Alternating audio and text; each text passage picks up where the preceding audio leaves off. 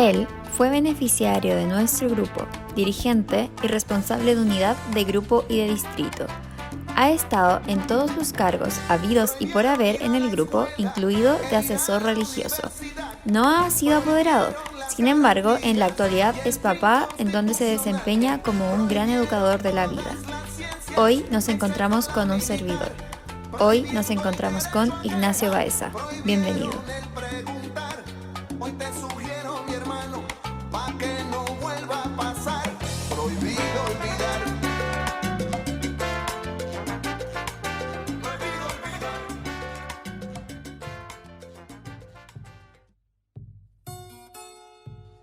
Bienvenidos a un nuevo capítulo del podcast Prohibido Olvidar, en esta ocasión con el invitado estrella Ignacio Baeza.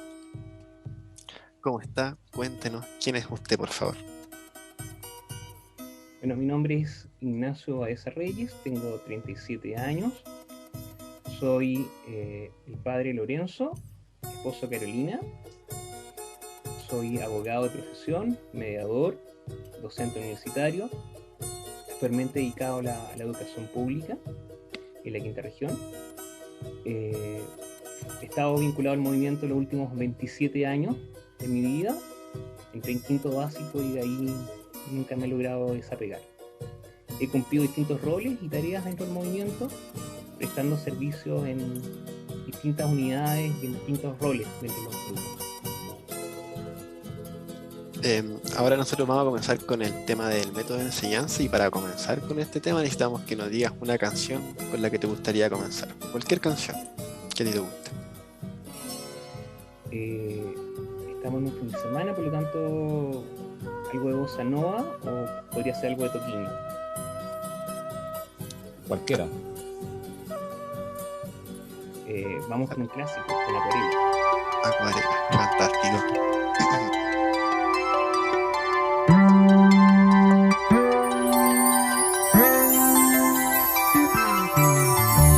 Numa folha qualquer eu desenho um sol amarelo, e com 5 ou 6 retas é fácil fazer um castelo. Com o lápis em torno da mão e me dou uma luva, e se faço chover com 2 riscos tem um guarda-chuva.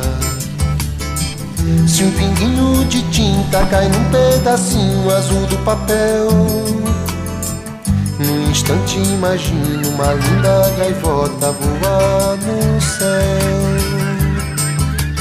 Vai voando, contornando a imensa curva, norte-sul, vou com ela, viajando Havaí, Pequim ou Istambul. Pinto um barco à vela, branco navegando, é tanto céu e mar num beijo azul. Entre as nuvens vem surgindo um lindo avião, rosa e granada, tudo em volta, colorindo com suas luzes a piscar. Basta imaginar e ele está partindo, sereno, lindo, e se a gente quiser, ele vai pousar.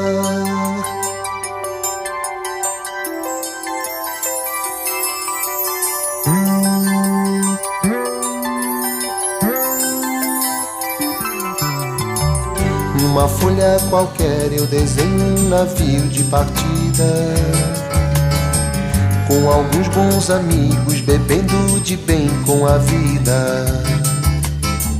De uma América a outra eu consigo passar num segundo. Giro um simples compasso e num círculo eu faço o mundo. Um menino caminha e caminhando chega no muro, e ali logo em frente a esperar pela gente o futuro está. E o futuro é uma astronave que tentamos pilotar. Não tem tempo, nem piedade, nem tem hora de chegar. Sem pedir licença muda nossa vida e depois convida a rir ou chorar. Nessa estrada não nos cabe conhecer ou ver o que virá, o fim dela. Ninguém sabe bem ao certo onde vai dar. Vamos todos numa linda passarela de uma aquarela que um dia enfim descolorirá. Numa folha qualquer eu desenho um sol amarelo que descolorirá. E com 5 ou 6 retas é fácil fazer um castelo que descolorirá. Giro um simples compasso e num círculo eu faço um mundo que descolorirá.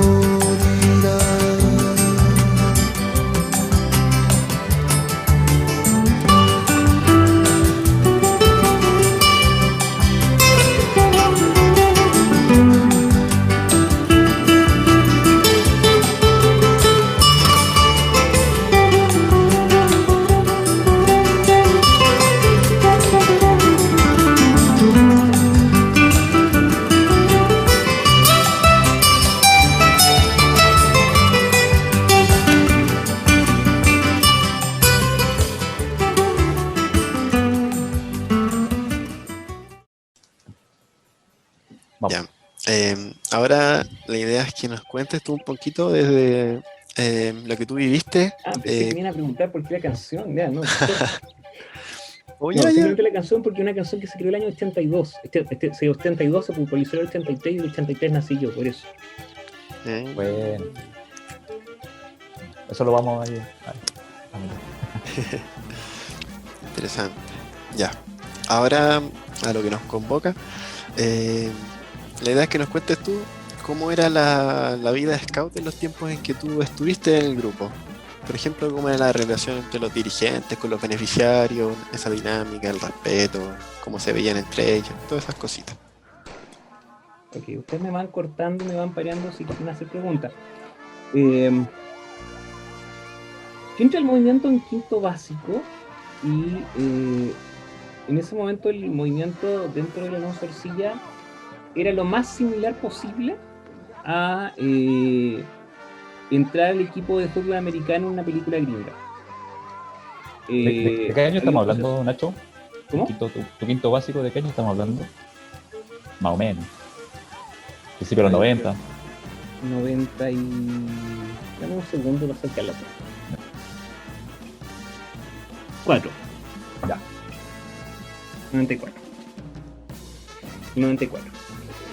Y yo le decía que, bueno, el grupo scout era una cosa, no eran tantas las actividades que en el colegio habían, más allá del deporte, no habían tantas más actividades que uno pudiese optar dentro del colegio. Y el grupo scout tenía como ese plus, que era una cosa bien mirada y también a cierta parte apetecida, porque te daba la posibilidad de tener actividades dentro del colegio bien vistas por las familias, bien vistas por el colegio. Y en ese entonces aún iban quedando profesores del colegio como dirigentes. Yo contaba que Aquela, en la manada, era mi profesor de quinto básico, por lo tanto yo lo veía de lunes a sábado, y anda que te cortaran mal en la semana, porque obviamente el sábado te lo sacaba en cara. Y había todo un proceso de juego contigo en torno a cómo tú vivías los valores del movimiento, tanto en el movimiento propiamente tal, en el día sábado, pero también cómo tú lo vivías dentro del colegio. Y claro, históricamente podríamos decir que el grupo ha vivido varios ciclos, y dentro de esos ciclos eran quiebres cada 7 años, aproximadamente. Cuando hablo de quiebres, estoy hablando de que la plana completa del grupo se desaparecía, es decir, habían periodos en que no habían dirigentes, y cada 7 años ocurría que parte masiva de los dirigentes se iban. Conseguía esto con un periodo en que la gente estaba terminando o estaba ya en proceso de cierre su periodo universitario, gran parte de los dirigentes que no eran propiamente tal profesores, y eso hacía que hubiese un recambio importante. Y eso fue efectivamente lo que pasa en el 2004, cuando yo llego como dirigente del grupo, y también de alguna forma fue lo que yo viví de esa cola de esa crisis en mi periodo en avanzada. En mi periodo en avanzada efectivamente tuvimos un periodo en que había muchos dirigentes saliendo y otros entrando, por lo tanto un proceso de inestabilidad muy alta en el grupo. Y ese cambio del 2004 en adelante hace que sea un periodo en que ya prácticamente no hay profesores en el grupo. Formalmente hay una vinculación con el colegio, quedan algunos profesores, pero gran parte de los profesores desaparecen. Y ni hablar de religiosos, hermanos no habían prácticamente, más allá de una beta formal, no habían presentes.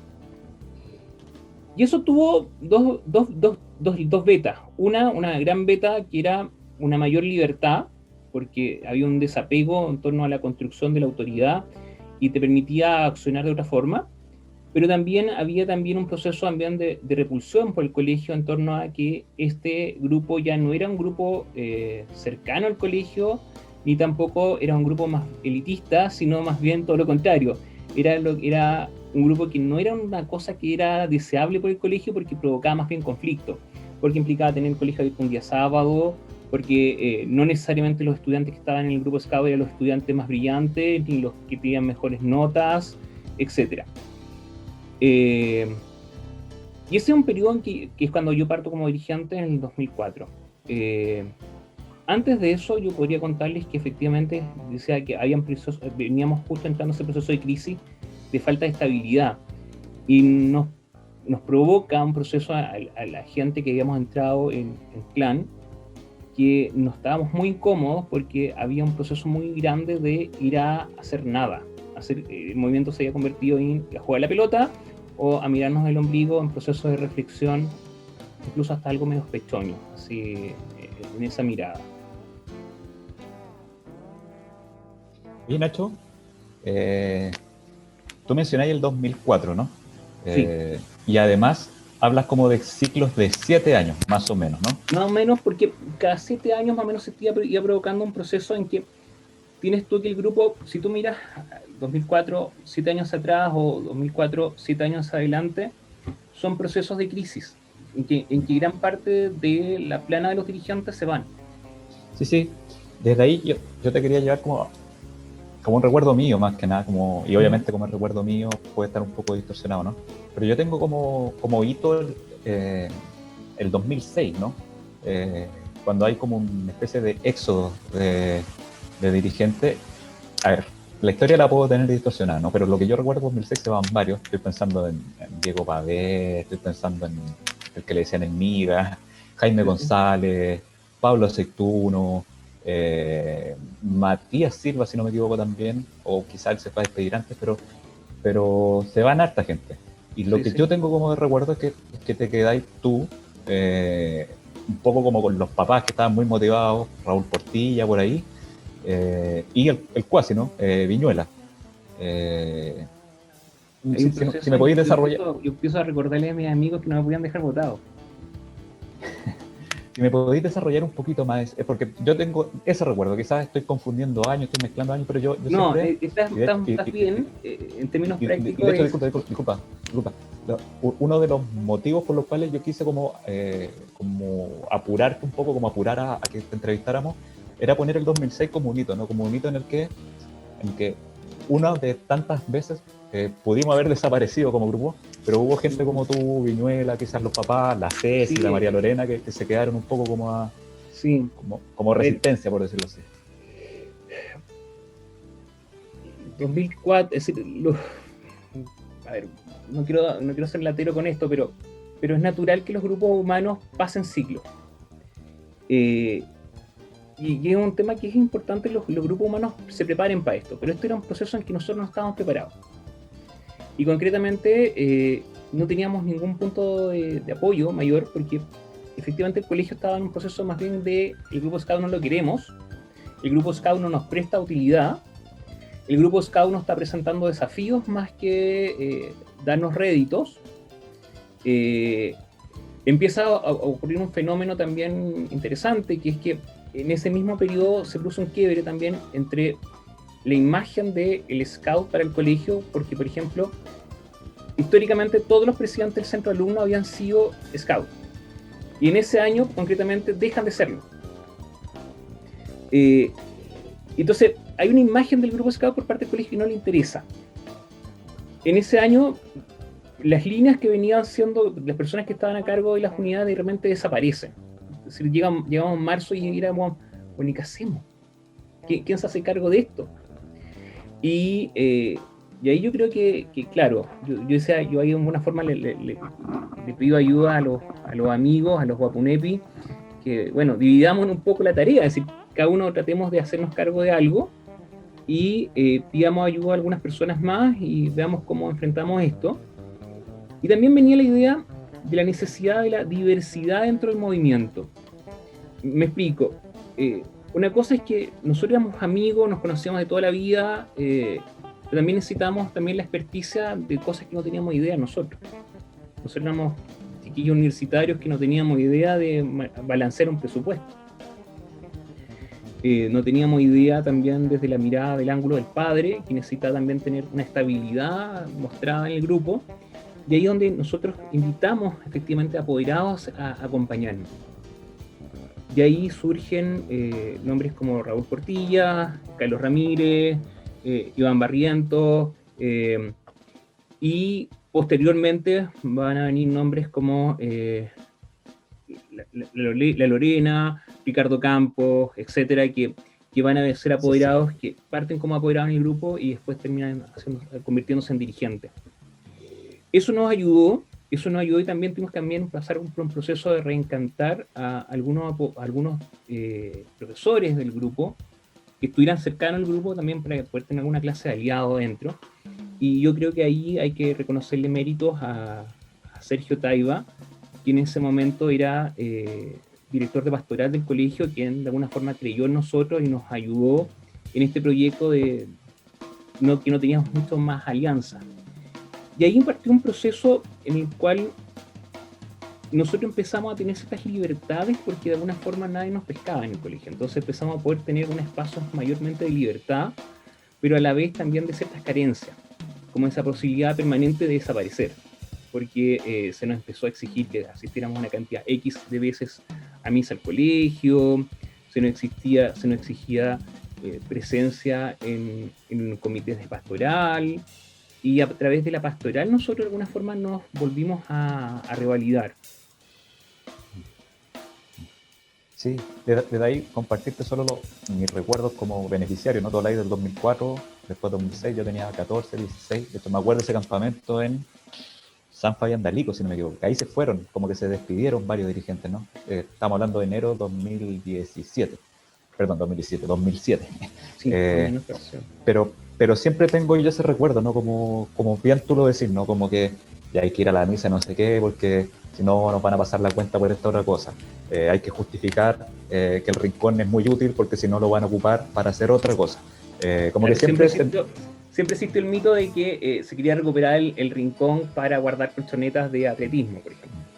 De hecho, ahora que hicieron pista recortán y de nuevo corrimos un poco el riesgo, ¿no? Como que nos iban a sacar de ahí como... Bueno, pero siempre recuerdo eso, o sea, como que desde esa óptica te recuerdo a ti y los otros, ¿no? Portilla, Barrientos, Cuasi, después la Ceci, la Lore, un poco como que ayudaron un poco como a hacer la resistencia, le llamo yo, ¿no? Como aguantar a los que venían después, que éramos nosotros, el Tuno y los que vienen después, ¿no? Como una especie de aguante, por decirlo así. Sí, nosotros nos jugamos un poco por esa apuesta, así fue como aguantemos un tiempo, demos lo que tengamos a mano, había muchas cosas que a lo mejor me hubiese gustado hacerlas distintas, pero no era el momento, a lo mejor era el momento de resistir, como tú dices, y ahí hay que reconocer el trabajo de varias personas. Si te digo, por ejemplo, Felipe Valenzuela, que ayudó en el clan, Rodrigo Valenzuela también que ayuda en la tropa. Nosotros convenciendo a amigos nuestros que no habían estado nunca en el movimiento, era como, loco, sí, igual la pasamos bien los sábados. Como René, ¿o no? Lo traíamos súper engañado, y le decíamos, sí, la pasamos súper bien, y ahora que estás acá, tienes que comprometerte con esto. Todavía lo hacemos, por si acaso, todavía ocupamos esa técnica. En esa época fue todo un proceso en que yo pasé incluso en algún minuto por ser asesor religioso del grupo, con la lógica estratégica de tener un voto asegurado en el consejo de grupo. Hoy en día puedo decir esto abiertamente, pero además de eso, que nosotros estábamos convencidos de que el proyecto del Grupo Scout era una cuestión súper necesaria y que cuando en Pastoral nos empezaron a apretar porque los chiquillos y las chiquillas tenían que ir a confirmación, entonces nosotros dijimos, bueno, traigamos confirmación para el Grupo Scout. Entonces me acuerdo que fue como, ¿y ahí cómo lo voy a conseguir? Y yo muy patudamente pedí una audiencia con Monseñor Héctor Gallardo, que era el vicario, en ese momento era vicario de Santiago, y era el capellán nacional de Scout. Y yo muy barsamente le pedí autorización para poder abrir la línea de formación para confirmación en el grupo. Y me dijo que sí. Y eso llamó mucho la atención dentro del colegio, y así nos dieron permiso para poder volver a tener confirmación dentro del Grupo Scout. De hecho, yo después seguí con la confirmación, la hice varios años también, una cuestión bien ecléctica y bien poco ortodoxa, pero era un poco, fue por ti también, pues, ¿no? Como esto de hay que continuar con esto porque hay que ganarse un espacio, hay que mostrarse, hay como que convertir esto en, como que convertir este espacio para Scout, ¿no? Como tal. Tú habláis del 2004 como una separación colegio, y desde aquí, obviamente, vuelvo a hablar desde el recuerdo, ¿no? Para mí Scout siempre ha sido como muy distinto al colegio, ¿no? Y de hecho siempre a veces lo he pensado como algo medio entre contracultural al colegio y entre un espacio distinto complementario. Tú marcáis como, a ver, esta sensación que es mía, ¿no? Como de que, de hecho, estamos en el estadio, no nos supervisaban casi nada, como que mientras existiéramos, bien, mientras no trajéramos problemas, bien, mientras no se muera nadie, bien, era un poco así, ¿no? Sí, era mucho de eso. Tú marcas como el 2004 como una época donde se empieza a fraguar eso, ¿no? Como, no sé si hablar de contracultura tampoco, si tampoco es un espacio así como tan revolucionario, ¿no? Pero sí como un espacio libre, quizás, o distinto, ¿no? Yo digo el 2004 por una cosa práctica. Yo el 2004 parto como dirigente en un proceso en que el único que tenía un nexo laboral con el colegio era Cano. El profesor Cantarero era el único que tenía vínculo con el colegio formalmente. Todo el resto éramos voluntarios. Ya en el colegio, ya en esa época no quedaba ningún resadio de la gente que en algún momento el Grupo Scout les pagó sueldo. Años anteriores había de eso algo.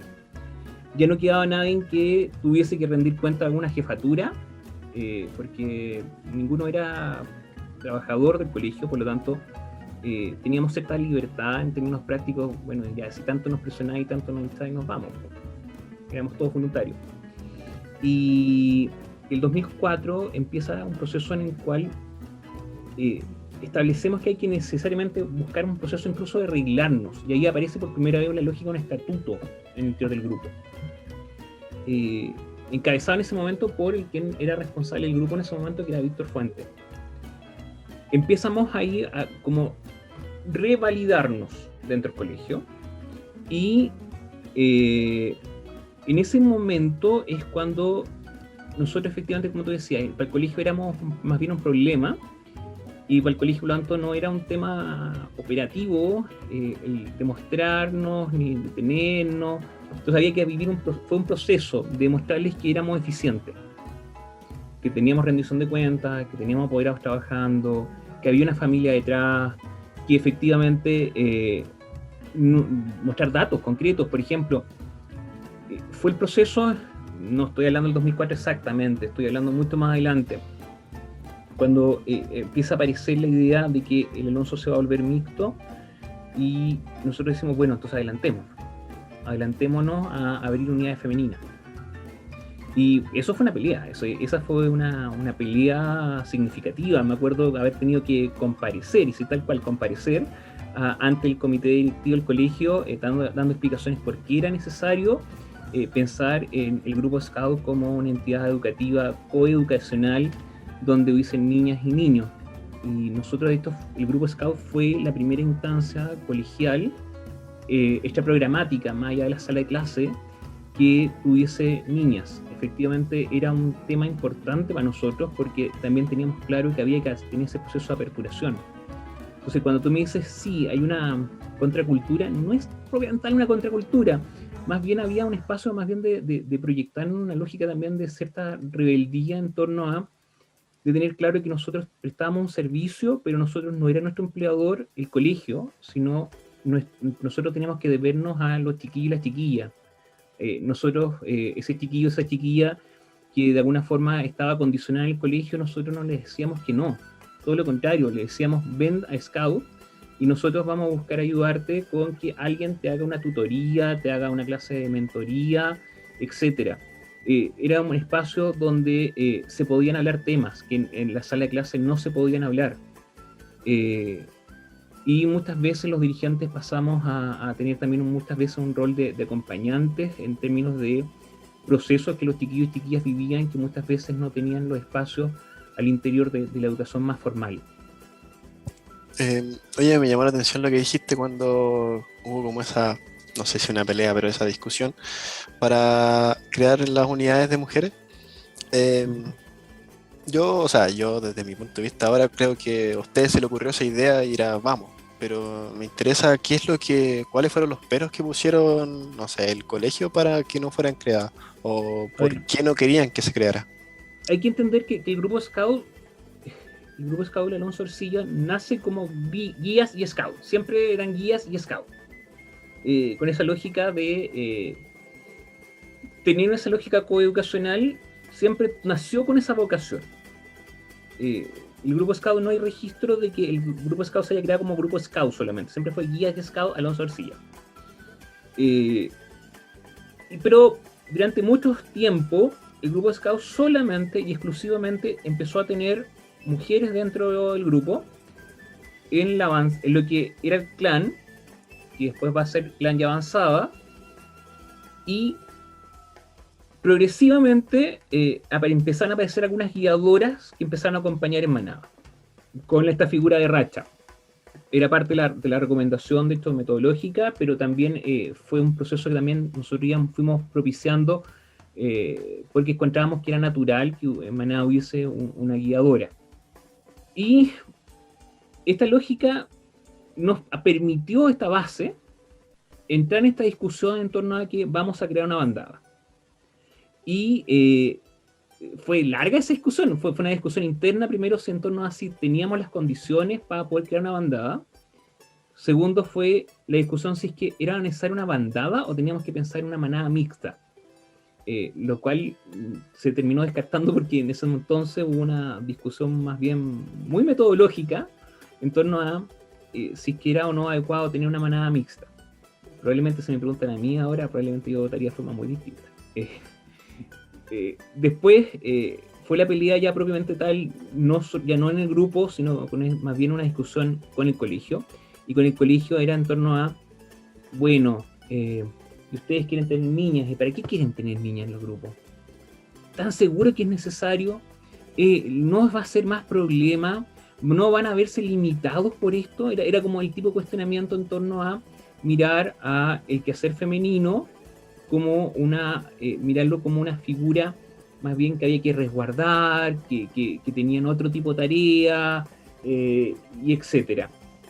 Y eso fue una discusión con el colegio, pero el colegio también, su gran planteamiento fue, háganlo, pero no lo hagan entrando en bandada, háganlo más adelante.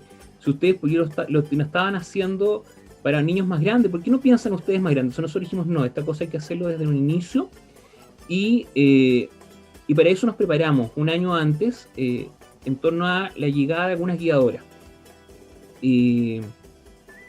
Ustedes entrevistaron hace un par de semanas atrás a la Tiare que llegó gracias a su hermana, la Marjorie, y la Marjorie llegó gracias a Natalia Leiva, que Natalia Leiva la trajo mi amigo, que es el gran aporte de mi amigo Conejo al grupo Scout, que fue traer a Natalia, después él se fue, eso fue su gran aporte, y la Natalia le debemos gran parte de los procesos de tener guiadoras dentro del grupo, y guiadoras además muy empoderadas, que no eran acompañantes, no venían de arroba, venían a empoderar el grupo. Y con eso nosotros hicimos un proceso en el cual se fue buscando gente para que se hiciera cargo de la bandada. Y ahí aparecen, y no puedo no recordar con cariño a la esposa de Leonel Soto, que efectivamente fue Rachian en su momento, dentro del grupo, que efectivamente prepararon la llegada de la bandada, y hubo un proceso de empoderamiento, y ellas se formaron, hicieron todo un proceso de captación de la bandada, etc. Es un poco contar eso, es decir, la construcción, y ahí pues también un proceso ya después interno, al interior del movimiento, pero por parte de los dirigentes en torno a un cuestionamiento en torno a la construcción de género que está de fondo. Esta mirada de que los niños juegan escalpos y las niñas encocadas, esta mirada en torno a esta mirada donde las niñas no podrían hacer actividades físicas muy arriesgadas o que implicaran sudor porque no es propio de niñas, hubo que luchar contra eso y que fue una lucha permanente. Debo decir que ya el 2006, yo lo recuerdo muy bien, la discusión en sí, el 2006 también partimos en cuanto a la mirada de género, una mirada en torno a que hay ciertas canciones que se cantaban en el interior del grupo ska o ciertas danzas que eran potencialmente inadecuadas por su construcción en sí. Recuerdo un par de canciones que hoy en día las miraríamos con bastante resquemor.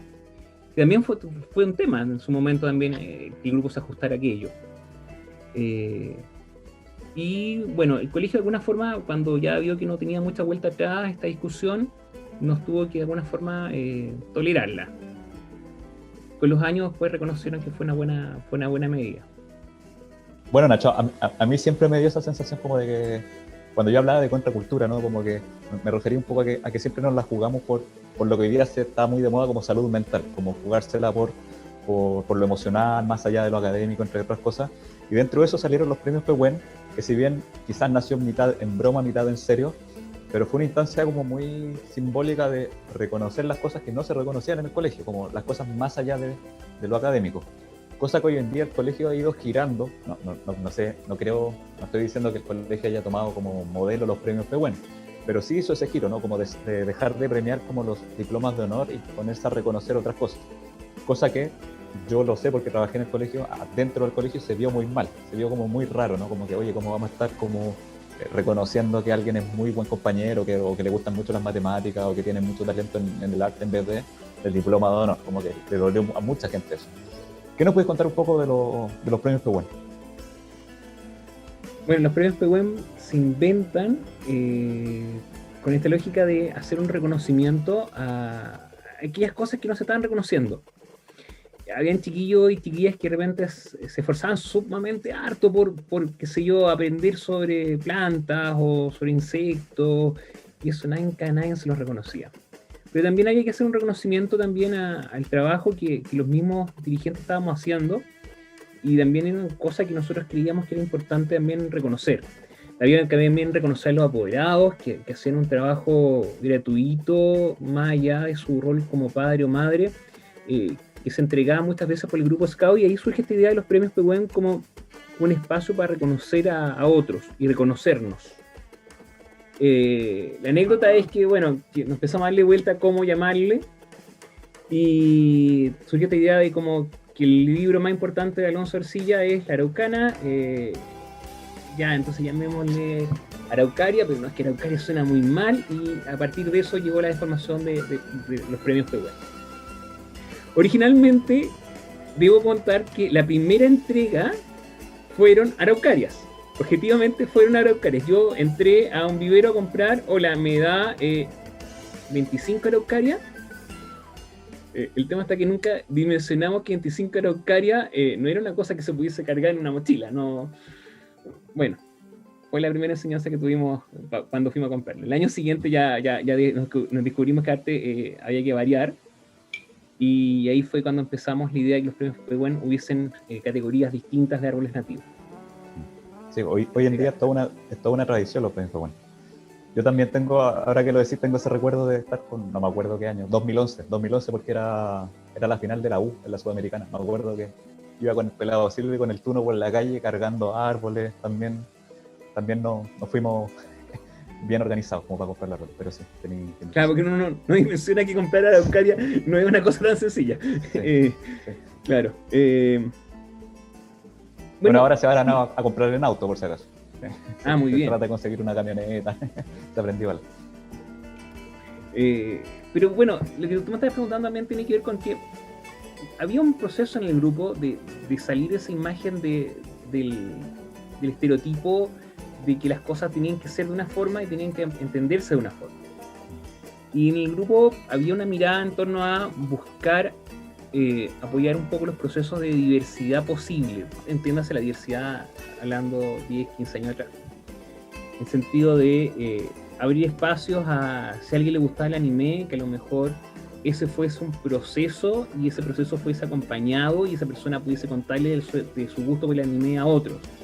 O que tal persona en este momento estaba casi condicional, a punto de repetir, y más que buscar echarlo, el grupo de Scout diciendo, oye, anda a estudiar, era como buscamos a alguien que lo pudiese apoyar en ese proceso de recuperar o salvar el ramo. Oye, Nacho, al menos como prehistoria al 2004, como que veas tú, que visualices tú como la prehistoria de eso, como a este como sentido de grupo, ¿a quién miráis ahí? ¿A quién veis ahí? ¿A quién crees tú que está ahí metido? Como no sé si es una sola persona, ¿no? Pero ¿a quiénes le debemos un poco esto? Pucha, yo creo que hay harta gente que se le debe harto. Gente desde... Por ejemplo, por poner un ejemplo, los Machucas, Sebastián, Gonzalo, que fueron dirigentes en su momento, con gran esfuerzo, pero también muy acompañados de su familia, la familia también de los Silvas, con Matías y con Nicolás. Familias, ¿por qué los parto poniendo a ellos como ejemplo? Porque eran familias que partían siendo apoderados, muy comprometidos como apoderados, pero que también tenían una vocación desde no tener un rol protagónico en torno a que sus familias trabajaban y giraban muchas veces los días sábados, incluso más allá de los sábados, en torno a buscar a sacar adelante los proyectos del grupo. Pero también hay mucha gente que reconocer como apoderados que pasaron a ser dirigentes, como puede ser Raúl Portilla, Iván Barrientos, Carlos Ramírez,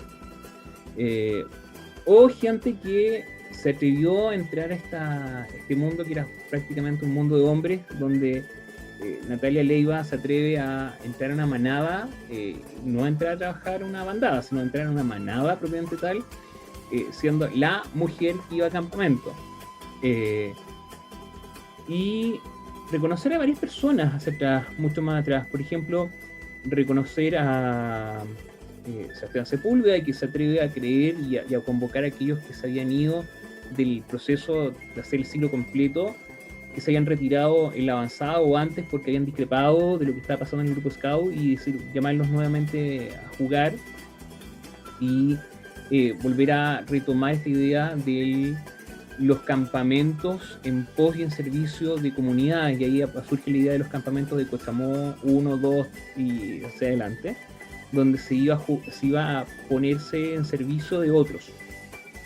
Pero también yo creo que hay que reconocer a Jorge Cerda, que tiene una marcada línea en torno a esa lógica de no necesariamente jugársela por el estereotipo de lo correctamente, maristamente correcto, sino muchas veces más en torno a el movimiento como un espacio de servicio y apertura a la comunidad.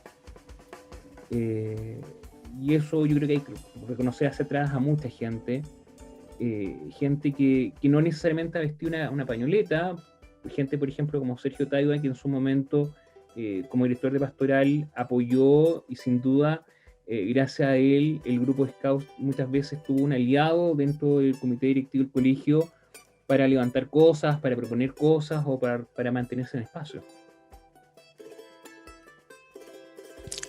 A mí me interesaría que no sé si nos podrías contar eso mismo que estabas diciendo, como de las corrientes que habían dentro del grupo, como la corriente de Jorge Cerda, las otras corrientes que habían, que consistía. Cuando se crea el movimiento Scout, desde su inicio, como el movimiento Scout, no solamente en el Alonso Arcilla, sino como el movimiento Scout en general, como que hacer educacional siempre ha tenido líneas distintas, siempre ha habido posibilidad de betas distintas. hay movimientos scout que son mucho más militarizados, menos militarizados. Hay movimientos scout que son mucho más apegados a apoyar y pasar un quehacer pastoral más disfrazado, vestido de scout. Y hay grupos de scout que se dedican permanentemente a hacer procesos reflexivos, hay otros que son mucho más activos, hay grupos de scout que tienen un compromiso profundo y serio con el quehacer con el medio ambiente. Por lo tanto, formas de entender el movimiento hay muchas. Mi experiencia al interior de la Alonso Ercilla es que hubo en algún momento una discusión en torno a somos una entidad pastoral, y si somos una entidad pastoral, ¿cuál es nuestro nivel de compromiso? En el sentido de, tenemos que ir a todas las misas, tenemos que hacer un agente pastoral más, tenemos que efectivamente profesar exclusivamente religión católica, o tenemos que ser más bien tolerantes a posibilidad de que otras personas puedan tener otros credos o no tener credos. Y hay una discusión importante en su momento, porque prácticamente pasó porque los dirigentes o hacían profesión de fe pública prácticamente, o no podían ser dirigentes, o pasó por una línea en torno a discutir: el grupo de scout va a venir los días sábados a jugar a la pelota, a hacer reflexiones consigo mismo, o el grupo scout tiene que salir y tener una apertura hacia otro, buscando servir a otros, poniéndose a disposición de otros. Y ahí claramente hay dos líneas en torno a el clan y la avanzada. ¿Son espacios para un proceso reflexivo interno, o son un espacio en que, si bien hay un proceso reflexivo, tiene que estar más abocada al servicio? Y ahí hay líneas de formación claramente distintas. No sé si les queda algo por preguntar sobre este temita a ustedes. Ya, entonces te vamos a pedir otra nueva canción, otro tema para entrar a lo que sería la temática de colegio. Así que, ¿con qué canción te gustaría partir esto? Pero estaba escuchando recién a R.O., un músico que está produciendo unas cosas bien interesantes entre electrónica y música más étnica. Podríamos escuchar algo de él.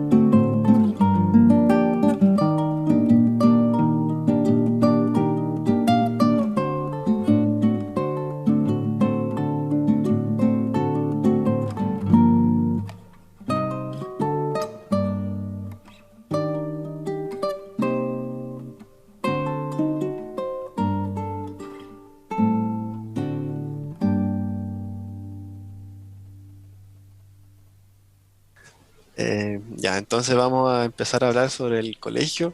¿Cómo fue tu vida en el colegio, tu relación después de que saliste del colegio? ¿Qué opinión te trae ahora, después con todo el tema de los abusos como adulto? Ujú. Todo eso. Vamos. Ignacio, ¿cómo fue tu experiencia en el colegio? Fue una experiencia, la recuerdo con cariño particularmente. Fue una experiencia difícil, dura, desafiante. De alguna forma,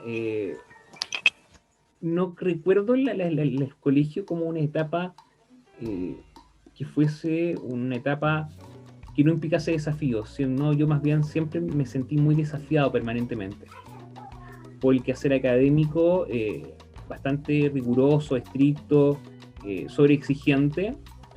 Y recuerdo, lo llevaría a esa expresión que recuerdo muchas veces a mis profesores diciendo: un estudiante marista siempre tiene algo que hacer.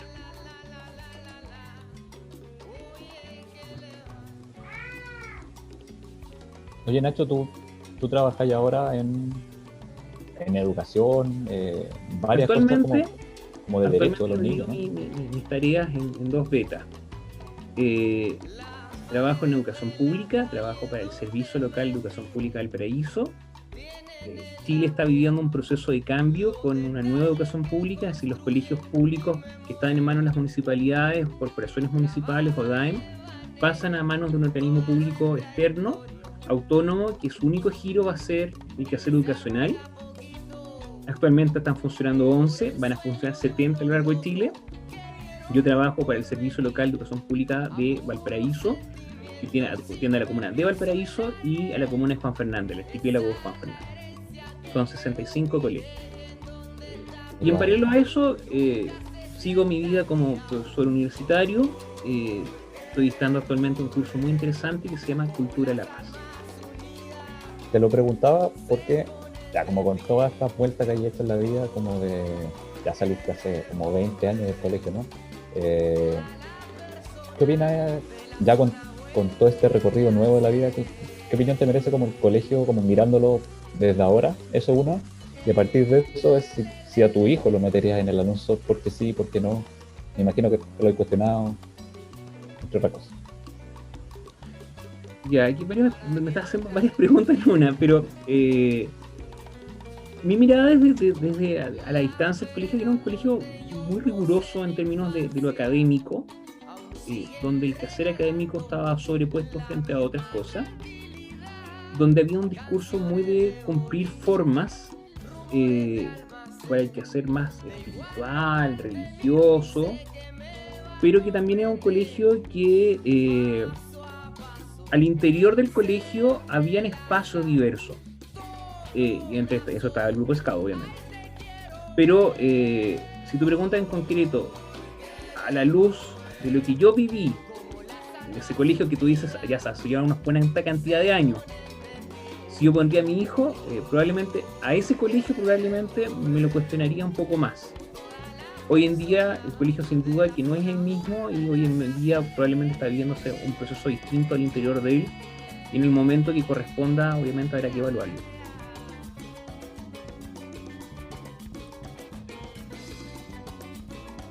Y es que decís que el colegio se centraba mucho en lo académico. Yo creo que hasta el día de hoy también como que su mayor prioridad es centrarse en lo académico. ¿Crees que le faltó como algún otro enfoque al colegio? Es difícil plantearnos si es que al colegio le faltó algo o es hay un tema generacional de por medio. Porque no podemos atañarle al colegio temas que no son responsabilidad del colegio, que muchas veces son responsabilidad de la familia o responsabilidad del entorno. Mi generación, particularmente, es una generación que se le formó mucho con los procesos de competitividad. Es decir, qué tan lejos o más cerca estás del primero en la lista. Y eso era un tema de la época que era muy relevante. Es decir, el quehacer educacional se medía qué tan bien estabas en un escalafón comparativamente con el resto, no qué tanto aprendías. Y ahí hay un proceso más bien generacional, yo creo, en mi experiencia. Pero también, si tú me apuras un poco la respuesta, hay una falta de reconocimiento de la diversidad de talentos y de realidades. Tenía compañeros que eran muy hábiles en áreas artísticas, por ejemplo, Manuel Quintero, compañero mío, pianista, era muy buen pianista, pero el colegio mayormente no le reconocía aquello. Había gente que era muy hábil en otras artes y tampoco. Hay gente que, por ejemplo, tuve compañeros que llegaron a ser futbolistas profesionales, pero el colegio nunca se lo puso como un plus, siempre lo vio como algo en contra, porque le quitaba tiempo para su proceso de preparación para una prueba de selección universitaria. Y tampoco hay un reconocimiento a la diversidad de realidades. Yo no puedo negar que yo tengo una situación visual anómala, yo tengo una discapacidad visual, y el colegio muchas veces trató de ayudar, no puedo decir otra cosa, pero tampoco puedo negar que tampoco esto provocó un cambio mayormente. Esto provocó que yo tuviese que adaptarme muchas veces a las realidades, que hoy en día tendría que ser más bien cuestionable en torno a cómo una persona con una discapacidad tiene que adaptarse a la realidad que otros le imponen. A lo mejor hoy en día yo hubiese cuestionado eso, y hubiese cuestionado cómo no era posible adaptar realidades o entornos para que esta persona efectivamente se pudiese desarrollar sin encontrarse con barreras. El tema este como del, no sé, se me viene al tiro del colegio con el bullying. Eh, ¿Cómo era la relación de los profes con los alumnos como para, no sé, mantener, controlar un poco el tema del bullying? O si es que simplemente no existía el concepto de bullying o en el ambiente, pues como que simplemente eran relaciones sociales que se molestaran entre todos, o cómo era ese compañerismo. Ya, a ver, voy a partir contando la respuesta general y después voy a contar una anécdota en relación a mí, en lo particular. Había una generalización de entender que ciertas cosas estaban bien tomarlas para molestar o ponerlas sobre relieve y hacer burla de ellas. Y eso era generalizado. Es decir, el tipo que tenía un mal corte de pelo era causal de risa masiva desde el profesor hacia abajo. El tipo que era mal estudiante era fácilmente denominado como mal estudiante y todo el mundo lo reconocía y lo apuntaba como mal estudiante. Pero también el tipo que cometía o le gustaba o no era parte de la masa también era altamente cuestionado por todos, transversalmente. Y eso era una cosa normal. Se normalizó mucho proceso efectivamente de agresión. Se normalizó muchas veces procesos donde fulano de tal era el tipo que todo el mundo le podía pegar con cierta libertad. Sí, y eso era una cosa muy normalizada, si los profesores ya lo tomaban como parte del cotidiano. En mi caso en particular, yo teniendo una dificultad visual, yo no puedo decir que a mí me molestaron masivamente. No podría decirlo. Todo lo contrario. Yo diría que de mis pares recibí todo lo contrario, un apoyo permanente, un proceso de acompañamiento. Recuerdo muy bien una caminata, y aquí mis amigos Cristian Cersar y Lili Montiel se van a acordar, siempre se acuerdan de esta anécdota. En una caminata, en un campamento, yo les planteo que me molesta que entre todos ellos se agarren para el deseo entre ellos y a mí no me molesten. Entonces le digo que me siento discriminado por el hecho porque no me agarran para el deseo. Y a partir de ahí nunca he logrado bajarme el columna. Claro, en mi caso es un caso particular. Lo masivo y lo corriente era que efectivamente la gente, ante una situación que lo hiciese no típico, algún elemento que lo hiciese atípico, era muy buleable. Oye, Nacho, y quizás saliendo un poco del tema colegio, pero ya que tocaste el tema de tu vista, si nos pudieras contar, porque bueno, yo lo sé, pero como para que quede como para el registro, ¿no? Como, ¿qué es lo que tienes? ¿Cómo fue ir a campamento? Yo me acuerdo que una vez, hace mucho tiempo me contaste que había muy pocos casos, no sé si en el mundo, ¿no? Al menos en América, me acuerdo. Quizás era el único scout, ¿no? Como con este problema en la vista. ¿Qué nos puedes contar de eso? A ver, yo tengo una situación que se llama aniridia. Aniridia es la ausencia del iris. El iris es el puntito en medio del ojo que hace el efecto de un obturador de una cámara fotográfica.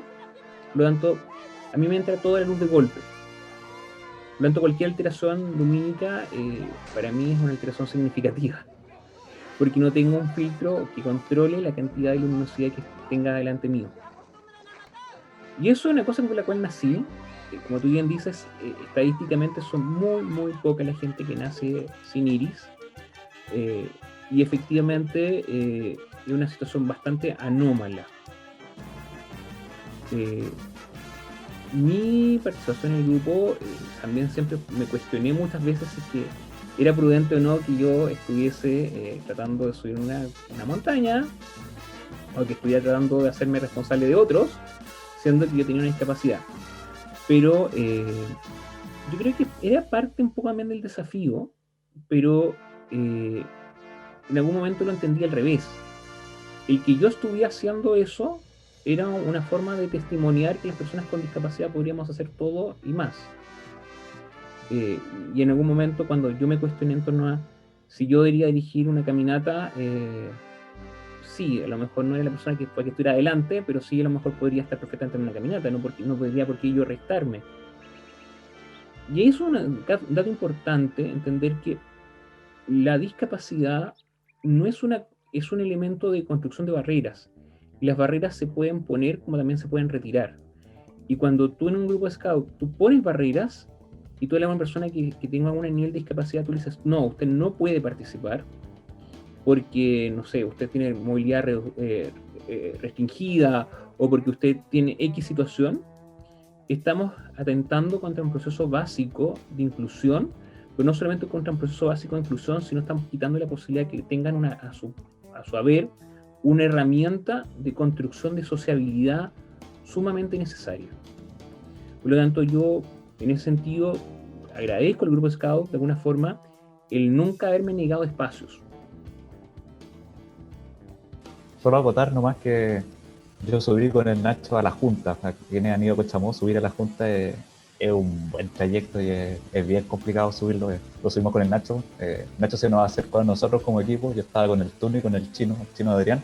Me dijo, ya, el desafío es que vamos todos juntos y lleguemos a la Junta. Y bueno, yo con el Tuno un poco más malvado, por decirlo de alguna forma, íbamos como guiando al Nacho y queríamos que pisara caca, y todo el camino le decíamos, a la derecha, a la izquierda, para que pisara caca. Y bueno, salió más vivo, el Nacho no pisó caca, pero quienes han ido a Cochamó cachan más o menos lo que es subir a la Junta, y nada, yo doy fe de eso que dice el Nacho. Fuimos a la Junta cuando hoy día está súper poblado, tengo entendido, como que hay que pedir como con anticipación, etc. Bueno, pero ese es otro tema. Eso no quería agregar.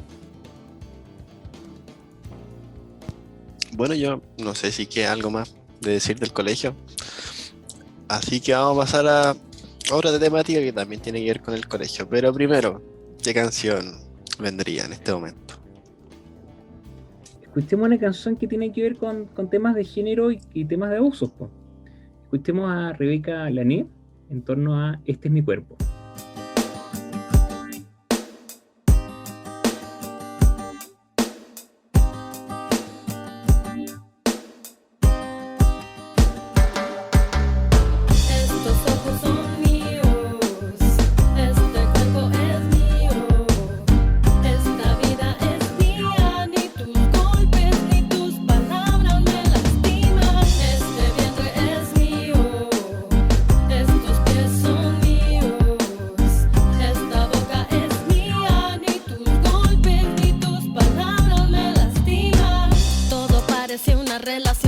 Hasta que me prohibió tener amigos en la la escuela, revisaba mis llamadas, mis mensajes controlaba. Decía que lo hacía porque a mí me amaba. Yo que me sentía tan enamorada, no me percataba de que ya estaba encerrada. Cuando me pidió que me casara, acepté encantada, pero creo que era el miedo de sentirme abandonada. Poco a poco me fui acostumbrando, los golpes eran tanto, los insultos a diario. Llegué a pensar que todo esto era culpa mía. Si yo fuera perfecta esto no sucedería. Llora sangre, mi cuerpo llora sangre. En mi propio hogar de paz no encuentro un instante. Tanto dolor, no hay cuerpo que lo aguante. Si esto es amor, ¿por qué se siente tan punzante? Estos ojos son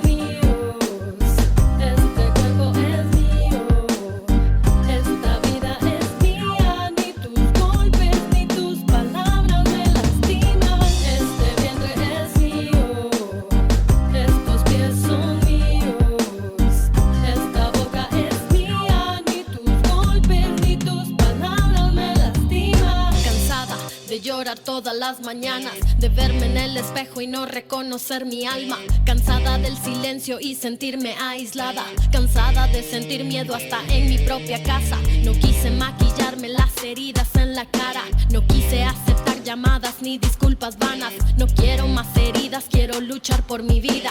Quiero contar mi historia, no quiero ser una cifra. Hay tantas mujeres asesinadas por sus parejas, por sus novios y nadie hace nada. Hay tanta gente que nos echa la culpa y sin embargo tanta denuncia que nadie escucha. En esta lucha no queremos ni una mujer menos. Sal del encierro, rompe el silencio. Encontra el amor que está dentro de tu pecho. Encontra la guerrera que defenderá tu cuerpo, porque estos ojos son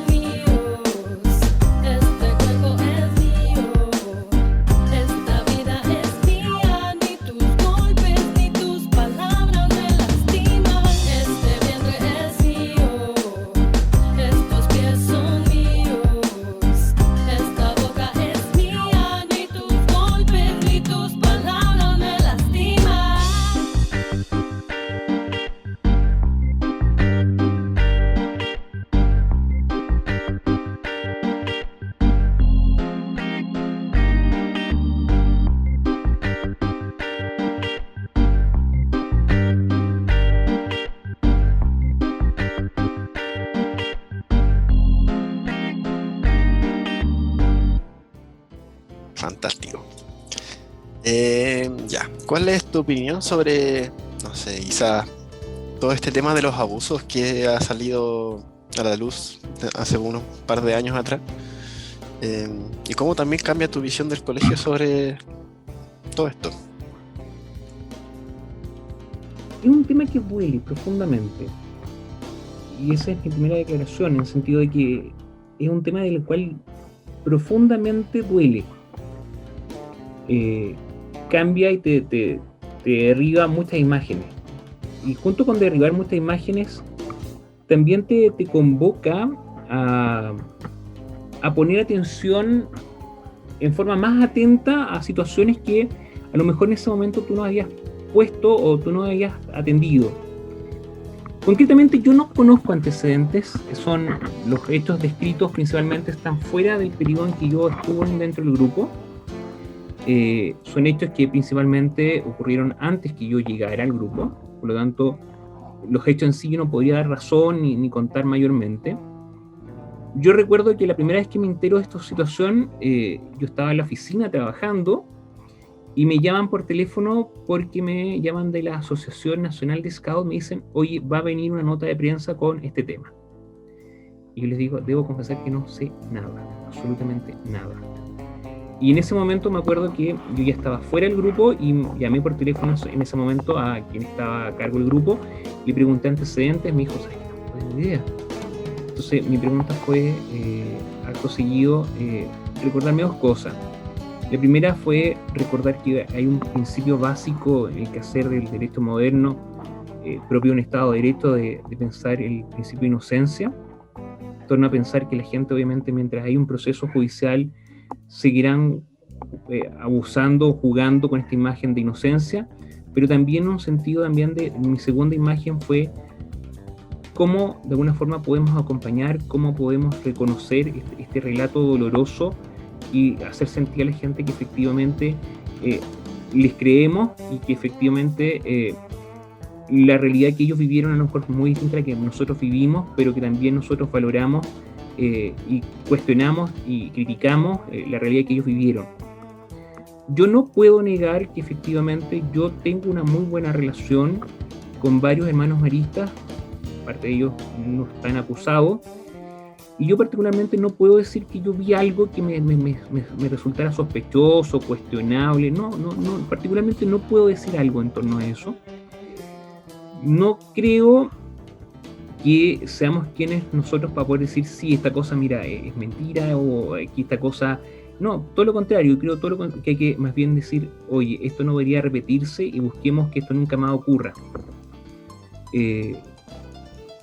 Personalmente me ha tocado al interior de mi ejercicio profesional como abogado y muchas veces ejercer como fiscal administrativo para instancias educacionales, llevar procesos que tengan que ver con temas de abuso sexual o de tocaciones o etcétera, con temas principalmente al interior de colegios en donde existían hechos similares o parecidos al menos, y efectivamente es altamente complejo acreditarlos y es altamente doloroso el hecho de tener que llegar al final de un proceso diciendo, mira, ¿sabes qué? No hay nada como tomar esto, está el relato de una persona contra otro relato de otra persona y no hay nada más. Y eso no hace que el proceso sea mal llevado, sino es que efectivamente las personas, los abusadores, generalmente saben hacer tan bien la pega que saben esconder todos los antecedentes.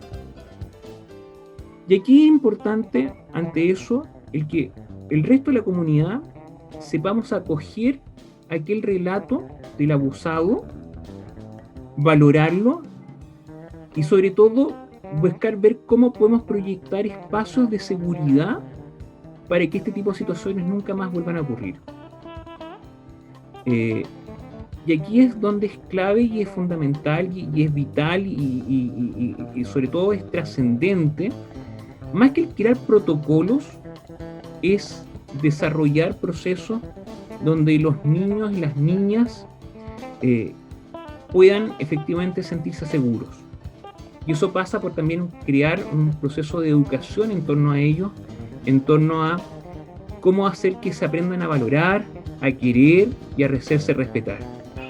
Y aquí hay un proceso como los niños y las niñas tenemos que acompañarlos, en que no pueden haber niños que pasen largos periodos solos, pero sobre todo solos también emocionalmente, donde efectivamente estos niños y niñas efectivamente tengan a alguien con quien recurrir, donde ser escuchados, donde ser atendidos y sobre todo a creer en sus relatos. Porque esto no sacamos nada con investigar después de X cantidad de años para atrás. Estas cosas hay que pararlas antes, cuando parten.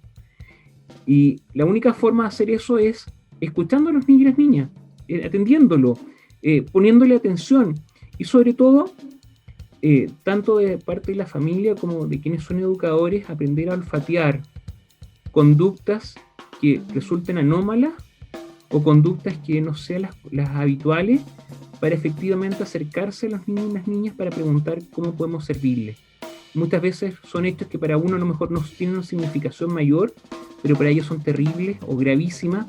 Y pensando en situaciones hoy en día que no podemos normalizar, donde hoy en día debemos luchar contra el proceso de normalización de construcciones de estereotipos. Tenemos que luchar y de alguna forma atacar aquellas situaciones permanentes donde hay personas que muy hábilmente y maliciosamente logran abordar a niños o niñas de forma inadecuada. Estoy pensando cómo hoy en día tenemos que seguir avanzando en procesos en donde no solamente hayan espacios abiertos, transparentes, sino también espacios donde ese niño o esa niña también pueda ser escuchado, atendido y puesto en valor su relato. Cuando estábamos hablando como del alcohol en las reuniones o en los campamentos, ¿cómo crees tú o cómo veías tú las instancias que se vivían dentro del grupo Scout como una posibilidad para que, no sé, po, hayan ocurrido abusos? O sea, dentro de lo que sabemos no ocurrieron en los tiempos en que ustedes estuvieron en el grupo, pero siento que igual en los tiempos, no sé, 2004, 2006 quizás, no sé, habían instancias en donde era más fácil que ocurrieran esas cosas en comparación a ahora. Cada momento histórico presenta un desafío y una oportunidad para hacer cosas bien como para hacer cosas mal. Hace 20 años atrás no existía la vinculación cibernética que hoy en día existe. Hoy en día la vinculación cibernética te permite hacer muchas cosas muy diversas, tanto favorablemente como un proceso de conexión o interconexión, como temas también muy desfavorables como pueden ser los procesos de abuso a través de las redes. Por lo tanto, efectivamente, si tú me dices, había más ahora que hoy en día, no lo sé. Antes era más evidente, hoy en día a lo mejor pasa más desapercibido. Tu pregunta en concreto respecto del alcohol, el alcohol, como otras drogas, también responden a espacios o a constantes que eran parte del contexto. Y efectivamente estaban presentes, pero yo no la atribuiría necesariamente como había alcohol para provocar tal cosa. No, yo creo que el alcohol era parte también de la forma de interacción que se nos enseñó y se normalizó. Es decir, hoy en ese entonces no podíamos pensar en la lógica de carretear sin haber alcohol de por medio. Entonces, lo que quiero plantear es que no es que yo vería como el alcohol como un espacio, como indiciario para provocar tal cosa, sino más bien como el alcohol era un elemento más dentro de la construcción permanente de lo que era para divertirse, era necesario. Hoy en día sabemos que, y tenemos mucha más claridad en torno a cómo hoy en día el que no bebe, de alguna forma es válido. Antes había una mirada en torno al que no bebía, no tenía esa bravura o no era lo suficientemente macho. Entonces, había también había un proceso, ha habido también, gracias afortunadamente, un proceso de desconstrucción de aquello. Sí, pero igual me refería quizás a otra cosa. Por ejemplo, no sé, cuando yo me refería a que, no sé, tomaban y esas cosas, por ejemplo, si en ese tomar hubiera existido alguna de las personas, no sé, o algún depravado sexual dentro del grupo, ¿tú crees que a eso me refería, como tú crees que en ese momento se podría haber dado un abuso? A eso es lo que apuntaba. A ver si estoy entendiendo bien la pregunta. La pregunta en términos prácticos es si yo creo que el alcohol facilitaría que hubiese habido un depravado.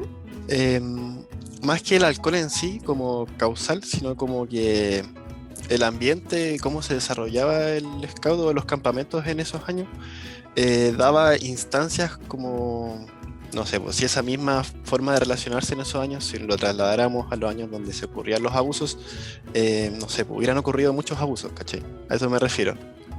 Como por temas de relaciones con las personas, si, no sé, pues, cuando estaban tomando los niños quedaban solos y alguien podía irse con los niños, no sé, una cosa así. Como que si el espacio no era seguro. Exacto, sí, como que no se podía asegurar. En términos prácticos, claro, cuando estás teniendo un grupo de personas que están consumiendo alcohol o están en otro espacio distante o están, efectivamente puede pasar muchas cosas.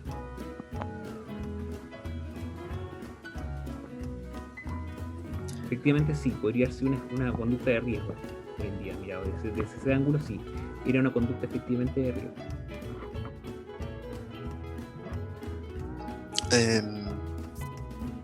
A mí no se me ocurre qué más preguntar sobre eso, pero también estamos hablando de los temas de género y todas esas cosas. No sé si en tu generación o, no sé, los niños, niñas que estuviste como dirigente, ¿conociste algún caso de alguna persona que, no sé, no fuera heterosexual dentro del grupo? ¿Cómo vivió su vida en eso? ¿O cómo lo veía el grupo social de Scout? a esa persona, si es que, no sé, alguna vez hubo alguna represión de algún tipo de persona o alguna selectividad, no sé.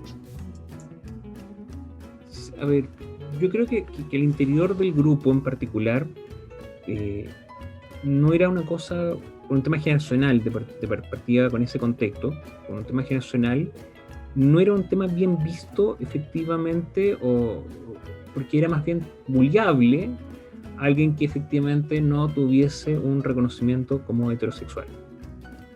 ¿Sí? Entonces, que alguien fuera muy afeminado, que alguien no tuviese un historial de alguna forma que dice razón de una vía normada en este estereotipo.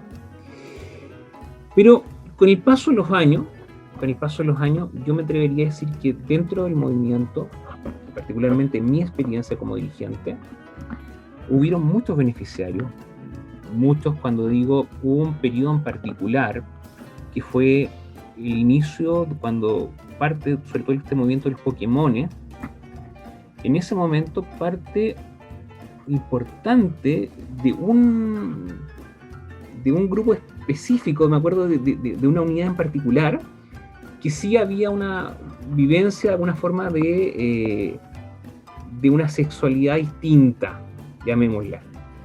Y esa mirada de una sexualidad diversa a la tradicional, que tenía que ver toda esta lógica que iba junto con los procesos de moda, esta lógica del ponceo, había también una mirada en torno al reconocerse abiertamente no heterosexual, más allá de esta lógica binaria. Y al escapar de la lógica binaria, en ese momento, por parte de los dirigentes no hubo un rechazo, sino más bien hubo un proceso de acompañamiento. Y yo recuerdo particularmente el hecho de que hubo un proceso de acompañamiento que fue el proceso de acompañamiento que tuvieron estos chiquillos en ese reconocimiento, porque no estaba siendo acompañado incluso por sus familias, más bien por su familia era un proceso de negación, y por parte de los dirigentes hubo un proceso de ese reconocimiento de el clasificarse por gustos no binarios. Entonces quizás se podría pensar que, o sea, igual dentro de lo que hemos estado hablando, el colegio nunca se hizo cargo tampoco como de eso. No sé si llegaba al punto de discriminar, pero en este caso Scout siempre estuvo como ahí a la compañía. No, por supuesto. A ver, no quiero entrar en mucho detalle en ello, pero sí, ¿por qué no quiero entrar en detalle? Porque me implicaría nombres. Y prefiero, mientras personas no quieren contar su historia, no soy yo quien para contarlo. Muchas veces los dirigentes teníamos que hacer tareas. Dentro de esas tareas era acompañar chiquillos y chiquillas que estuvieron viviendo distintas etapas en su vida. Y dentro de eso, particularmente yo, durante un largo periodo fui dirigente avanzada, me tocó muchas veces chiquillos y chiquillas que quisieran contarme sus procesos de construcción identitaria. Y efectivamente el colegio más bien negaba esos procesos en torno a más allá de lo estrictamente formal. En cambio aquí chiquillos y chiquillas en el grupo Scout muchas veces sentía más bien un aliado en torno a contarte a alguien que no estaba dispuesto a juzgarte. Y en ese sentido el chiquillo y chiquilla muchas veces se sentía más bien acompañado, y nosotros, teniendo claro cuál es nuestro rol, era un proceso en torno a invitarlo a reconocerse, pero sobre todo un proceso a no cerrarse a lo tradicional, sino a buscar ser quien quisiese ser. Porque parte importante del discurso que nosotros teníamos claro que había que instalar era este discurso: reconócete a ti mismo, busca ser protagonista de tu historia y con ello protagonista de la gran historia.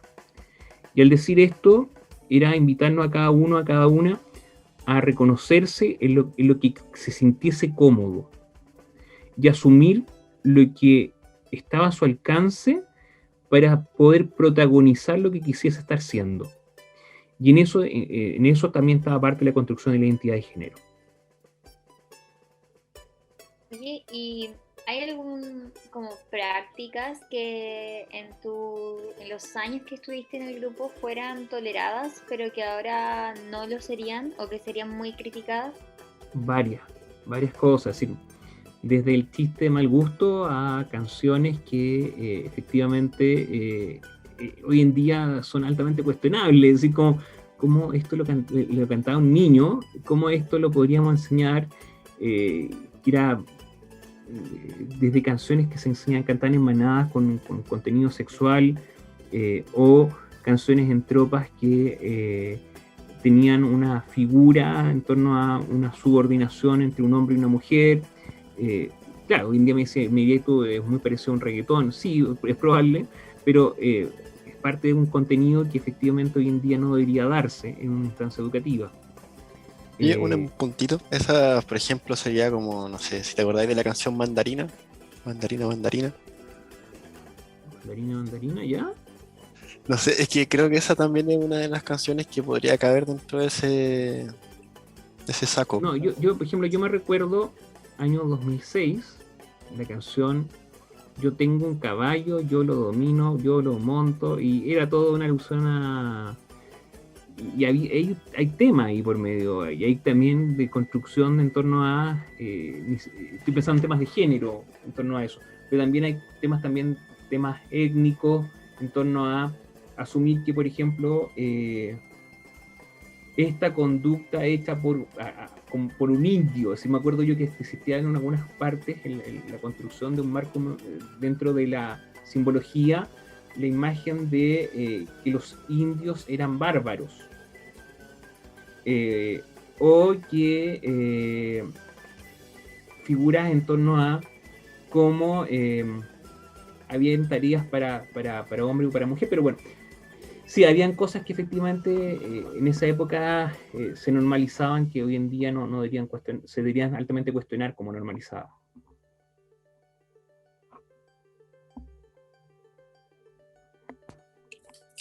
Ya, yo creo que estamos con el tema de género, abusos sexuales y maltratos. Así que vamos a pasar al tema más interesante, quizás. Así que dinos en la última cancioncita, el último tema. Me ponen aprietos porque escuchemos alguna canción de Maná. Maná. ¿Cuál? La dejo a su gusto. ¿Por qué A Maná? gusto del Porque Maná Titor. era lo que estaba de moda el año 98-99, cuando fuimos al Jamboree.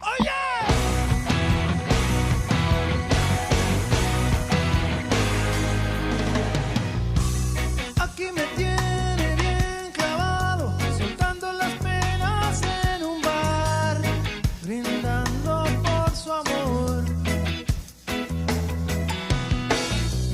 Aquí me tiene abandonado, bebiendo tequila para olvidar y sacudirme hacia el dolor.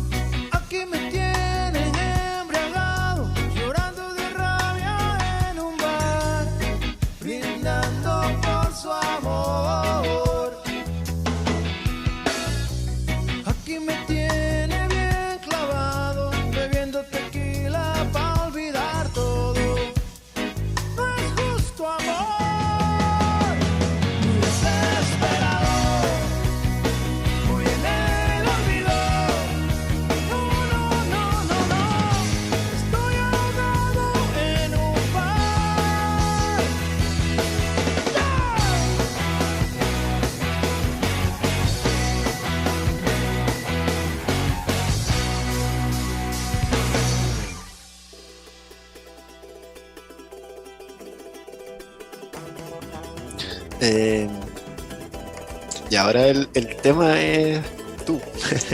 La idea es que podamos hablar, no sé, que nos cuentes en qué está, qué es del Ignacio Baeza de ahora, qué se siente, no sé, tener la edad que tienes después de haber pasado todo ese tiempo en Scout. Un Scout retirado que sigue siendo Scout, obviamente. Ya, perfecto. Pucha, partir diciendo que yo nunca he perdido la vinculación con el movimiento. Cuando dejo de ser dirigente así como 100% activo, de estar yendo sábado a sábado, no me retiro los cuarteles de invierno de una. Es decir, salgo del grupo como director de distrito, salgo a ser director de distrito y entro a la Comisión Nacional de Caminantes. Y de la Comisión Nacional de Caminantes ya empiezo a alejarme un poco más del mundo más farandulero, más de la administración de la asociación, y me quedo solamente en formación. Y ahí, de alguna forma, desde formación acompañé a varios dirigentes en distintos grupos de Scout, en distintas partes, en los procesos de formación como facilitador o como tutor o como dictando secciones de curso, etc. Y hoy en día mi relación con el movimiento es una cosa bien particular. Es ahora poder sentarme en un puesto que nunca me senté en su momento, y ahora puedo darme el lujo de decir que me he sentado en todos los puestos potencialmente en un consejo de grupo, salvo obviamente el de padre, todavía, que es mirar los grupos Scout desde la institución patrocinante. Por mi rol, por mi tarea en este momento en el servicio público, nosotros tenemos 14 grupos Scout entre los colegios, de los cuales tenemos el rol de administradores.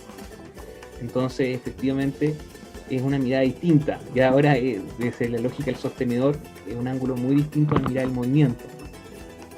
Pero también es muy interesante porque eso implica que a mí no me van a contar qué es el movimiento, porque ya conozco el movimiento. Hoy en día es un poco reconocer lo que están haciendo otros, y también cómo convocarlos también a ese proceso de entender el movimiento desde una lógica actualizada. No sé qué más quieran preguntarme ustedes, no voy a hablar de mí. Pregúntenme ustedes. ¿Te llena tu trabajo? Yo creo que si no me llenara sería difícil pensar en un trabajo que todos los días implica un desafío enorme. Desde lo muy personal, en este caso, estar viajando. En este caso muchas veces tener que la familia se queda en Santiago, yo viajo al Paraíso, pero ni pensar también en el desafío de la cantidad de horas que implican al día. Pero yo no puedo pensar en un trabajo que sea distinto a este por una vocación, porque yo cuando entré a estudiar Derecho, más que entrar a estudiar Derecho por amor a las leyes, yo entré a estudiar Derecho porque sentía un compromiso importante en la necesidad de la construcción de justicia. ¿Y qué mejor forma de hacer justicia que buscando nivelar las bases en un proceso de equidad a través de, en este caso, lo que hoy en día estoy haciendo, que es a través de la educación pública? Por lo tanto, yo puedo decir que soy una persona que desarrolla su quehacer vocacional cimentado principalmente en una construcción valórica.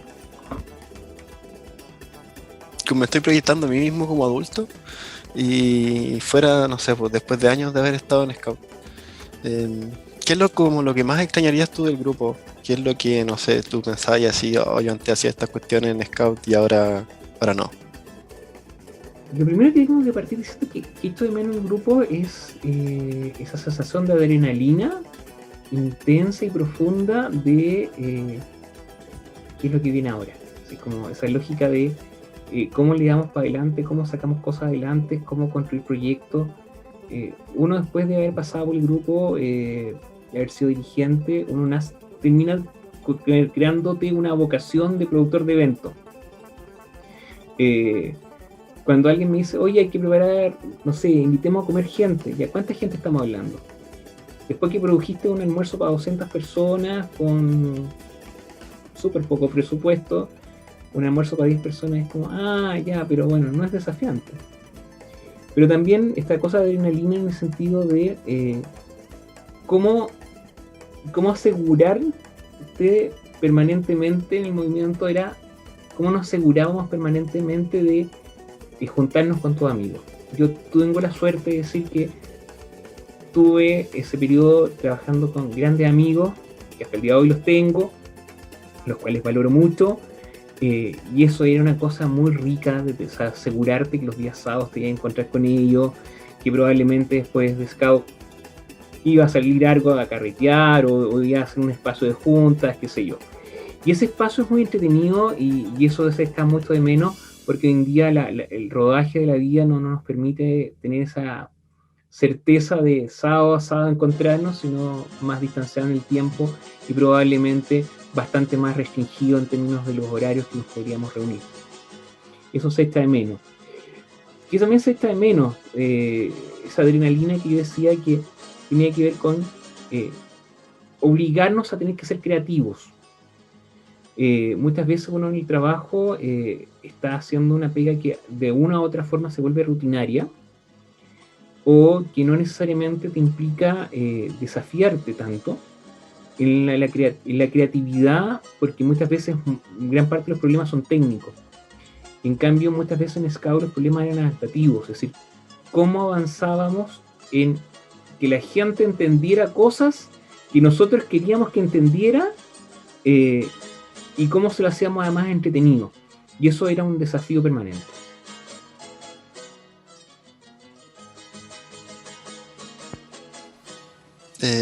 Yo creo que lo último que se me va ocurriendo es que caché que el Peña dijo que tienes un hijo. Y quería pensar cómo en eso, cómo es el rol de un scout ahora siendo padre, por ejemplo. Después yo me imagino que tu hijo lo vaya a meter en scout, no sé. Y una cosa, bueno, partiendo diciendo que para mí es mucho más fácil controlar niños en masa que de a uno. Con los niños en masa tú haces que jueguen entre ellos y acá no. Cuando son de a uno son más complejos. Además, claro, el rol de padre implica una serie de aprensiones que obviamente tú como educador no tienes, que son aprensiones desde un ángulo distinto. Pero yo particularmente no me atrevería hoy en día a decir sí, yo voy a hacer que mi hijo sea scout. Lo más probable es que lo trate de convencer. Pero yo cada vez más me termino convenciendo de otra cosa, de que los niños cada uno son autónomos. Por más que a nosotros nos guste tal o cual equipo de fútbol, tal o cual situación, son ellos los que tienen que escoger y son ellos los que tienen que, con la mayor libertad posible, tomar opciones. Por lo tanto, yo no me atrevería a decir que espero que Lorenzo sea scout, no. Yo me atrevo a decir que espero hacer todo lo que de mí dependa para que Lorenzo pueda tomar opciones. Y ojalá le gusten cosas que a mí me gustaran, pero si no le gustan, buscaré estar ahí para apoyarlo. Y lo último, como dentro de este tema, ¿cuál sería la diferencia que, no sé, podrías encontrar tú entre un padre común y corriente o un padre scout? Que probablemente un padre que no fue scout no tiene a su haber un repertorio de acciones posibles de entender que el juego es una acción y una herramienta educativa. Y probablemente no tiene esa conciencia. En cambio, quienes hemos sido dirigentes, quienes creemos en el movimiento, creemos necesariamente en que el juego es un espacio de aprendizaje, de conocimiento y sobre todo de proyección de cosas que más adelante probablemente se pueden convertir en un quehacer profesionalizante. También hay una diferencia profunda y muy significativa en la valoración del descubrimiento y la exploración, esa lógica de aprender haciendo. Y eso es una clave hoy en día que distintos métodos educacionales han ido reconociéndolo, pero que el movimiento se adelantó una buena cantidad de años. También la diferencia está en que hoy en día pensar como desde la lógica del movimiento el quehacer de padre, también hoy en día te facilita el entender la importancia del quehacer social, es decir, la importancia de juntarse y encontrarse con otros, que hoy en día cada vez más con pandemia es más difícil. Lorenzo actualmente tiene 2 años y Lorenzo ha ido a su cumpleaños y a otro cumpleaños de un niño, pero no ha ido a más cumpleaños masivos, porque gran parte de sus cumpleaños son virtuales, o ha sido de la familia que han cerrado en casa. Y eso es un tema preocupante porque hay una serie de niños que no han tenido espacios de juego con otros, no han tenido espacio de sociabilización con otros, y eso es sin duda, quienes hemos tenido la experiencia de vivir el quehacer colectivo, una logración de un tema muy importante que está abandonado, o que hoy en día está limitado. Bien, a mí no se me ocurre nada más que preguntar. Tengo una pregunta. Cliché, Dele.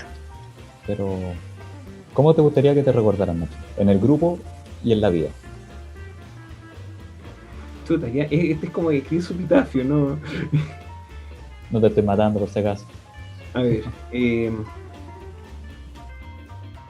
yo creo que me gustaría que la gente tuviese un recuerdo de mí como alguien que estuvo siempre disponible a servir, como alguien que siempre tuvo una construcción de lo que hacía bajo una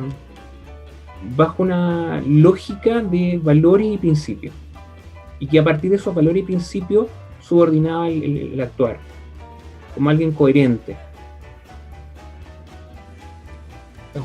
Bueno, entonces hasta aquí llegaría el podcast, el Prohibido Olvidar. Con Muchas una gracias. canción, ¿no? Ya, con una canción, con otra canción. Despedimos siempre con una canción. Nacho, ¿con qué tema cerramos? Aquí yo voy a poner aprieto a Diego Peña.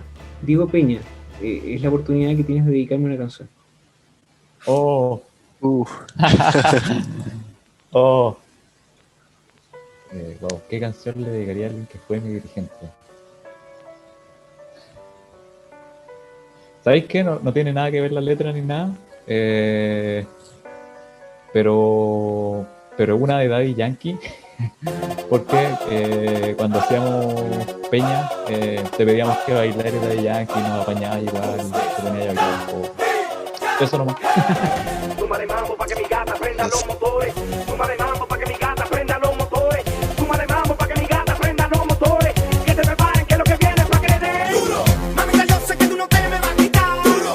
Lo que me gusta es que tú te dejas llevar duro. Todos los weekends ella sale a vacilar duro. Mi gata no para de janguear porque ella le gusta la gasolina. Dame más gasolina. Como le encanta la gasolina. Dame más gasolina. Ella le gusta la gasolina. Dame más gasolina. Como le encanta la gasolina. Dame más gasolina. Ella prende las turbinas, no discrimina, no se pierde en un país de marquesina, se acicala hasta pa' la esquina, luce también que hasta la sombra le combina, asesina, me domina, anda en carro, motoras y limusina, llena su tanque de adrenalina, cuando escucha reggaetón en la cocina, ella le gusta la gasolina, Dame más gasolina. como le encanta la gasolina. Dame más gasolina. Ella le gusta la gasolina, Dame más gasolina. le encanta la gasolina. Dame más gasolina. Aquí yo somos los mejores, no te me ajores. En la pista nos llaman los matadores. Tú haces que cualquiera se enamore cuando bailas a ritmo de los tambores. Esto va para las gatas de estos colores, para las mayores, para las menores, para las que son más zorras que los cazadores, para las mujeres que no apagan sus motores. Tenemos tú y yo algo pendiente. Tú me debes algo y lo sabes. Conmigo ella se pierde. No le rinde cuentas a nadie. Tenemos tú y yo algo pendiente. Tú me debes algo y lo sabes. Conmigo ella se pierde. No le rinde cuentas a nadie. Súmale mambo pa' que mi gata prenda los motores. Súmale mambo pa' que mi gata prenda los motores. Súmale mambo pa' que mi gata prenda los motores. Que se preparen que lo que viene es pa' que le den duro. Mamita, yo sé que tú no te me vas a quitar duro. Lo que me gusta es que tú te dejas llevar duro. Todos los weekends ella sale a vacilar duro. Mi gata no para de janguear porque ella le gusta la gasolina. Dame más gasolina. Como le encanta la gasolina. Dame más gasolina. Ella le gusta la gasolina. Dame más gasolina. Como le encanta la gasolina.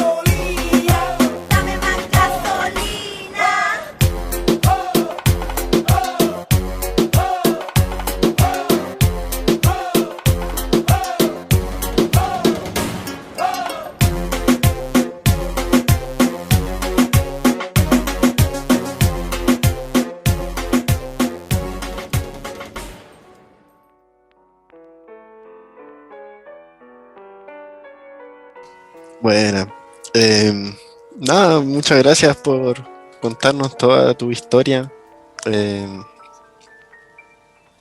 por todo lo que era ser scout en tus tiempos. Así que nada, solo decirte muchas gracias por todo. No, yo encantado, espero haber podido ser de ayuda. Gracias por el tiempo, Nacho. No, yo feliz, encantado, de verdad, lo que les pueda servir. Feliz de poder apoyar lo que sea. Sí, agradecerte nomás. Vale. A mí me da nostalgia estar en entrevistas con gente que conozco, porque no se pone a tirar para atrás el cassette y se acuerda de varias cosas. Y nada, por agradecerte también lo que yo decía, por como ser la resistencia en esa época, 2006 y años que vinieron después, porque no. Nada, pues de repente se reconoce poco que para que el grupo hoy día esté camino a los. Ya se me van los años, ¿no? Vamos camino a los. Que es del 70. 54. Vamos para los 70. Camino a los 70. Pues hubo harta gente que queda en el anonimato que pospuso muchas cosas. Yo sé que nadie saca en cara eso, ¿no? Pero hubieron varias cosas detrás que cada uno dejó porque el grupo avance, y así vamos a ir todos desapareciendo. Y quizás eso es un poco el hacer este ejercicio, ¿no? Como que queden ciertos registros de personas. No existe este proyecto de la historia del grupo sin el Nacho, porque el Nacho fue quien siempre nos motivó a escribirla. En ese camino se comprometió harta gente y bueno, por motivo que sea no se hizo y hoy día estamos materializando esto. De hecho, revisando cosas, tengo escrita una entrevista a José Gauss, que es el hermano que fundó el grupo, y esa entrevista la hice como gracias a ti, porque yo tenía que hacer un ramo en la U, tenía que entrevistar a alguien viejo, y tú me dijiste, oye, ver entrevista a José Gauss, me pasaste una grabadora que no la pude ocupar, pero tomé apunte y me hiciste el contacto en ese entonces con Isidro, que era el hermano de la comunidad de Sotero Sanz, de los viejitos. Pero Sam, Eso, mi eterno agradecimiento a quien fue mi dirigente y a quien le bolseamos muchas veces cuando ya éramos dirigentes nosotros y se rajaba con algo para comer también después de reunión. no, Eso yo por mi parte. darle Muchas gracias. las gracias y aprovecho también de. Nosotros en su momento tratamos de hacer lo que mejor pudimos.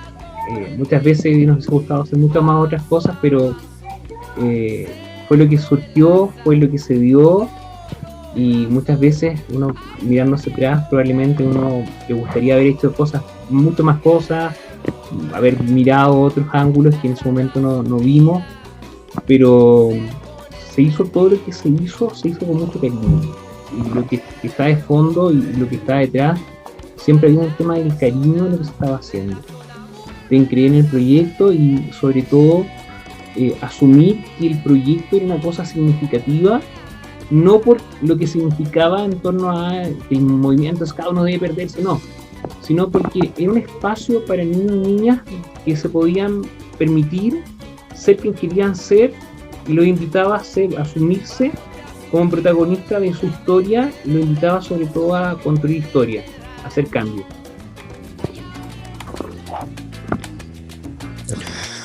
Bueno, así que hasta aquí nomás llegamos. Chao Ignacio, muchas gracias por todo y ahí vamos a estar hablando y te vamos a avisar cuando salga este capítulo. Sí, tienen harta demora por si acaso, se demoran harto. De hecho, vamos a sacar el directo de Michelle, que lo hicimos como en enero, como para que te hagáis una idea, que se va a demorar. No hay problema. Estamos sacando cada 3 semanas. Viene Michelle, Daniel, Jorge, Santiago Jorge y tú, Felipe y tú. 6 por 3 como en 18 semanas más al live. Bueno, no hay problema.